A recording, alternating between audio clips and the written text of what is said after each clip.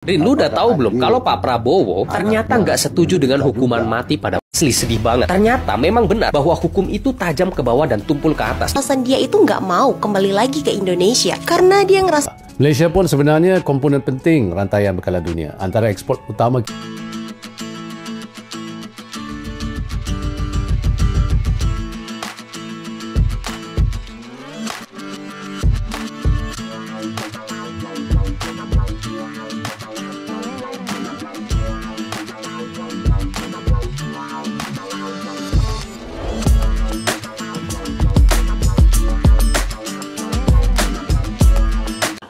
Assalamualaikum warahmatullahi wabarakatuh. Berjumpa kembali dengan Romlia Pratama. Teman-teman sahabatku semuanya, gimana kabar kalian?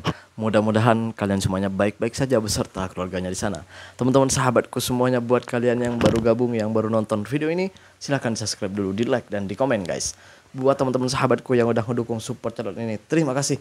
Mudah-mudahan kalian semuanya diberikan keberkahan umur, keberkahan rezeki, dimudahkan segala urusannya, baik urusan dunia maupun urusan akhirat. Amin ya rabbal alamin. Teman-teman sahabatku semuanya, seperti biasa guys, kita akan nge-reaction beberapa video yang lagi viral guys. Kemarin tuh kan gue ke Bali guys, nanti gue ceritain ya di video yang lain. Waktu gue ke Bali itu karena ada tantangan dari teman-teman, katanya kalau gue sampai ke Bali ada orang nantang lah gitu ya. Katanya kalau gue ke Bali, katanya akan bertemu dengan saya ke Bali. Ternyata sampainya di Bali, orang itu ya seperti itulah gitu. Nanti gue ceritain di video yang lain. Oke teman-teman, kita akan nge-reaction beberapa video yang lagi viral. Seperti apa videonya?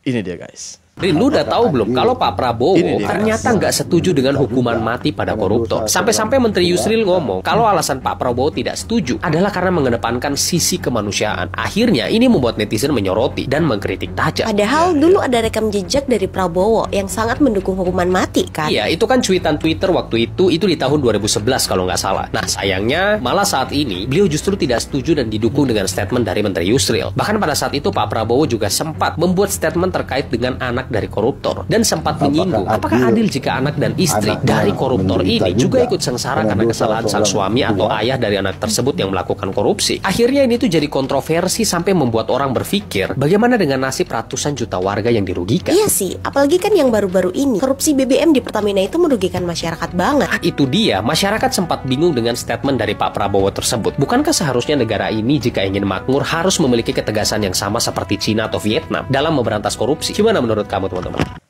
Iya, dulu di tahun 2011 Pak Prabowo itu ketika beliau menjadi oposisi sangat mendukung sekali pemerintah untuk membuat satu kebijakan, yaitu hukuman mati kepada koruptor. Dan Pak Prabowo itu sekarang itu berbeda guys. Ketika beliau menjadi presiden itu sangat berbeda. Bahkan seakan-akan Pak Prabowo ini seakan-akan takut sama koruptor gitu.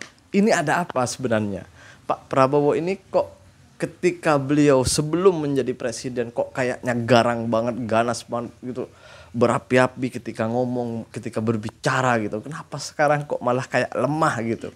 Kemana yang katanya macan Asia? Woi, mana pendukung Prabowo nih? Mana katanya macan Asia? Mana macannya sekarang? Kok kayak kucing sekarang ya? Waduh.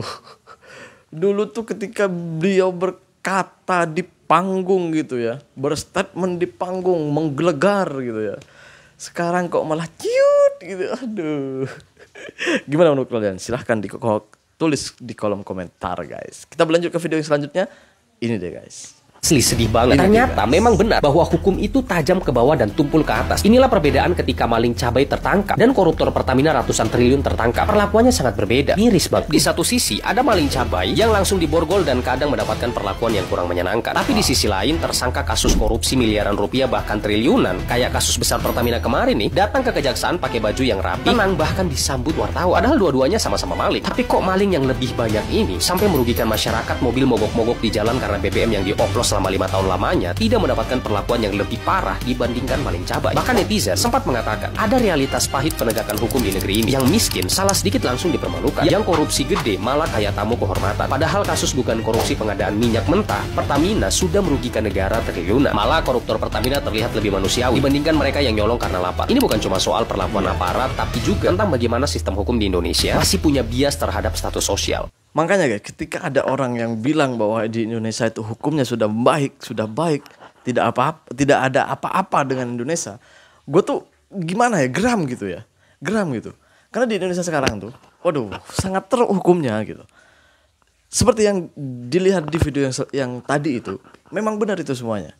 Sekarang itu, kalau koruptor itu sangat dihormati ketika ditangkap guys. Tapi ketika rakyat kecil, rakyat yang dirugikan oleh koruptor, ketika membuat salah kepada negara, waduh, udahlah dipermalukan, mohon maaf, dipukuli, masih dikena denda uang lah, kena itulah, kena inilah. Pokoknya dipermalukan lah gitu. Ditindas gitu rakyat itu.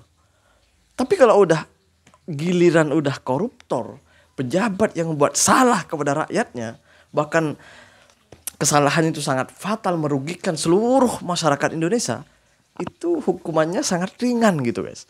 Gue herannya di situ. Selain hukumannya ringan, ya dendanya pun ringan, hukumannya ringan, malah malah nih polisinya mau bentak, mau marah sama koruptornya itu nggak berani kayaknya. Gue heran di situ. Kenapa? Ada apa ini gitu? Kenapa? Masa iya ada bedanya hukum kita itu ketika menangani rakyat kecil dengan menangani para pejabat. Aduh, siapa tuh yang bilang kalau Indonesia tuh baik-baik saja? Sini lo. Buta lo. Kita lanjut ke video yang selanjutnya. Ini dia guys. Guys, warga Indonesia yang kerja di luar negeri ini ngomong kalau ini alasan dia itu nggak mau kembali lagi ke Indonesia karena dia ngerasa pajak yang dikasih rakyat tuh nggak jelas arahnya kemana, malah bikin hidup makin susah. Kita yang banting tulang disuruh bayar pajak tinggi, tapi fasilitas nih di negara tempat dia tinggal sekarang, pajak bener-bener dipakai buat rakyat. Fasilitas kesehatan mantap, transportasi publik oke, dia ngerasa diperlakukan adil. Sementara di Indonesia, pajak besar tapi yang dapat enak justru segelintir orang doang. Yang lebih nyesek, katanya pejabat kita itu cuma gaspol waktu kampanye doang. Begitu kepilih, fokusnya diri sendiri dan keluarganya. Rakyat yang udah berkorban, ya ditinggal gitu aja. Gaji mereka miliaran, tapi kita yang harus berdiri di antrean rumah sakit berjam-jam. Makanya dia bilang, balik ke Indonesia, buat apa? Kalau sistemnya masih gini, cuma bisa bikin orang yang kerja keras ngerasa sia-sia. Pajak tinggi tapi nggak ada kejelasan. Gimana rakyat mau maju kalau keadilannya aja belum berdiri? Ini, ya memang benar. Kalau kita bandingkan dengan Malaysia, itu sangat jauh banget. Ya, ini contoh kendaraan. Kendaraan kalau di Malaysia itu 150 cc ke bawah itu free guys. Cuman adalah bayar itu untuk Rotex saja setiap tahunnya itu cuman sekitar 2 ringgit. 2 ringgit ya. 2 ringgit itu sekitar 6 atau 7 ribu rupiah gitu. Di sini guys. Kalian bisa tanyain tuh sama teman-teman kalian nih, orang-orang Malaysia yang punya teman orang Indonesia, silahkan tanyakan. Mahal guys. Apalagi sekarang pajak kendaraan sekarang itu naik, sudah naik.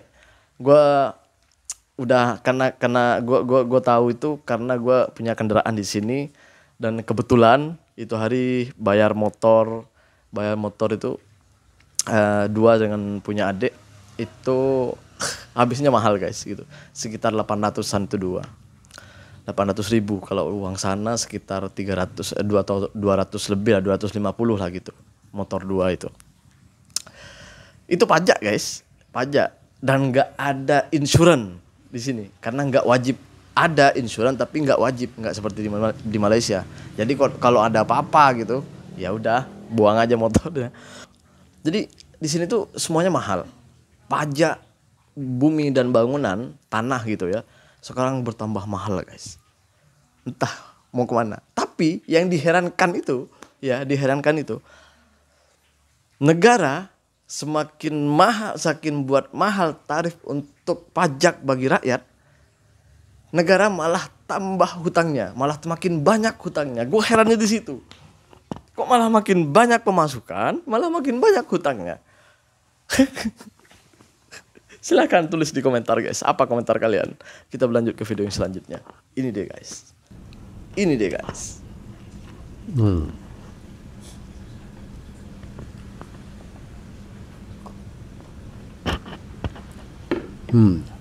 Dah masih lemak ni. Masih lemak ni sarapan rakyat Malaysia. Tapi nak buat sebungkus ni, bahan-bahannya bukan datang dari kebun sebelah rumah aja, tapi dari merata-rata tempat. Nasi lemak kita ni beras dari Tanjung Karang, cili dari Negeri Sembilan, kelapa dari Bagan Datuk dan ikan bilis dari Labuan. Itu baru contoh yang mudah. Ya, sekarang bayangkan produk kompleks macam iPhone. Komponennya ni datang dari seluruh dunia. iPhone tu chip dari Taiwan, skrin dari Korea, bateri dari China, modem dan memori dari Amerika Syarikat, storan dari Jepun, kamera dari pelbagai negara dan akhirnya dipasang di China. Kos iPhone sebelum tarif $549. Lepas tarif mungkin setinggi $1,400. Kalau buat sepenuhnya di US, ada yang mengatakan dia boleh mencecah $3,500 atau RM16,000. Ya, tapi bila harga naik di Amerika Syarikat, negara lain pun terkesan. Ini sebab harga iPhone global biasanya ikut harga di Amerika. Malaysia pun sebenarnya komponen penting rantaian bekalan dunia. Antara ekspor utama kita ialah semiconductor. Malah masa di COVID dulu, kilang Ford di Amerika terpaksa hentikan operasi sebab tak dapat chip dari Malaysia. Chip tu kecil aja ya, tapi bila tak ada, kilang besar pun tak boleh jalan. Terkini, Amerika Syarikat dah beri pengecualian kepada komponen smartphone dan komputer, khususnya dari China. Legalah sekejap ya, peminat-peminat iPhone kita ni. Tapi pengecualian ni pun kita tak tahulah sampai bila. Bila-bila masa saja, Trump boleh naikkan balik tarif. Daripada sebungkus nasi lemak ke telefon pintar, semua negara saling bergantung. Tak ada satu negara pun boleh buat semua benda tu dibuat sendiri. Ya, tarif tinggi ni macam jam lah ya, semua tersekat. Dari pengeluar, pengguna sampailah pelabur. Perdagangan terbuka penting, terutamanya untuk negara perdagangan macam negara kita Malaysia. Jangan gaduh-gaduh. Kita niaga baik-baik, boleh tak? Masih mau mengelak bahwa Malaysia lebih maju dari kita. Itu kenyataannya. Dan kita harus sadar. Harus sadar ya, bahwa kita harus mencontoh Malaysia kalau mau kita maju. Terima kasih buat semuanya. Assalamualaikum warahmatullahi wabarakatuh. Jangan lupa guys, sholawat.